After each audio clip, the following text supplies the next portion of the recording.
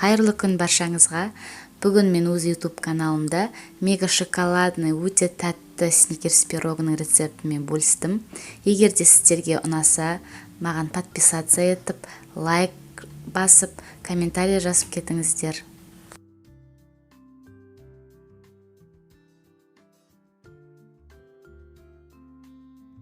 Құрамы өте қарапайым, қолжетімді азық-түліктерден тұрады. Ең бірінші біз бір жұмыртқаны алып, ыдысқа шағып, қант екеуін жақсылап тұрып венчикпен араластырып аламыз.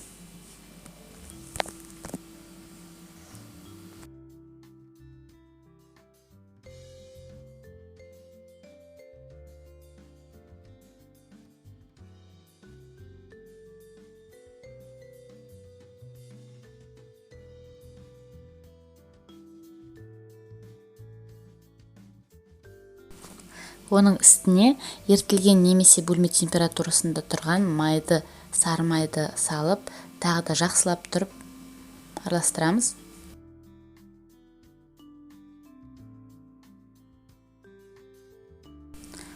Оның үстіне 3 қасық ас қасық какао ұнтағын салып, тағы да бір келкі масса болғанша жақсылап тұрып араластырып аламыз. Видеодағыдай жақсылап тұрып венчиктің көмегімен араластырамыз.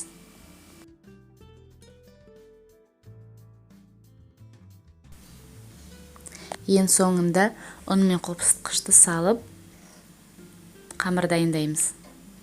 Мен мына жерде ұн мен қопсытқышты араластырып алдын ала дайындап қойдым. Міне достар, осылай менде песочный тесто шықты. Өте үгілгіш болып келеді песочный тесто. Жақсылап қолыммен дайындап қойдым осылай. Достар, құрамының барлығын төменде описанияда жазып кетемін.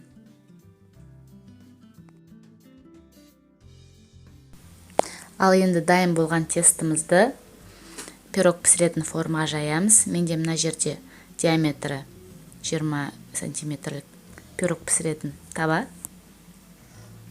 Осылай қолымызбен бір келкетіп жаямыз. Жанына өте жұқа қылып бортики жасаймыз. Бортикеден шыққан қамырларды алып, тағы да пирогтың үстіне салып, бір келкетіп тегістеп, видеодағыдай жақсылап жасап шығамыз. Достар, өте оңай және тез дайындалады. Сіздерге осы пирогты пісіруге кеңес беремін. Осылай мен жақсылап дайындап алдық пирогымызды.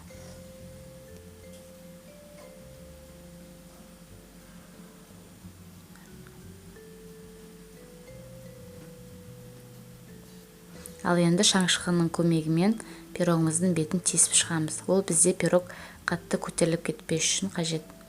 Енді оның үстіне тазартылған арахис салып,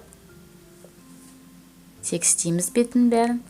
Оның үстіне қайнатылған сгущенка 12%-тық салып, теп-тегіс қылып бетіне жайып шығамыз.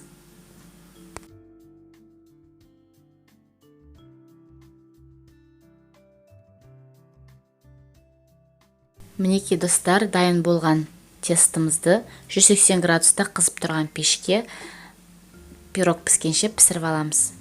Бетіндегі глазуріне арахисті уақтап, үстіне плиточный шоколад пен майды салып, микроволновкаға ысытып аламыз да суытып қоямыз. Біздің пирогымыз дайын болды. Енді бұл пирог суығаннан кейін бетіне шоколадты арахисті глазурімізді жағып, тағы да тоңазытқышқа салып, әбден салқындағанша күтеміз.